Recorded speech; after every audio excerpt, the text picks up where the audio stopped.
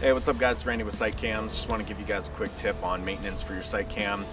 We noticed several of you guys out there on your SiteCams were getting dust residue, rain, sometimes spider webs show up right in front of the lens. A lot of that can reflect light back into the lens, which doesn't allow you to get your full field of view, especially at night. So just want to give you a couple tips on actually cleaning the lens itself. So check it out. What we suggest to clean the lens with is a microfiber cloth.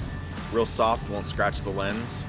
Obviously, if your SiteCam's within arm reach, it's real easy. Just get your cloth, go ahead and clean it. But if you find yourself on a job site where you don't have a ladder, find something that'll work, like a pole around the job site, and rubber band or zip tie the microfiber to the end of the pole.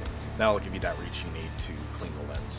Make sure you're cleaning your SiteCam at least once a week. If it's rainy, if it's windy, you might want to do it a little more than that. Other than that, guys, real simple. Just keep it clean and you'll get the best picture quality. Make sure to subscribe to our YouTube channel for more tips and tricks. Thanks.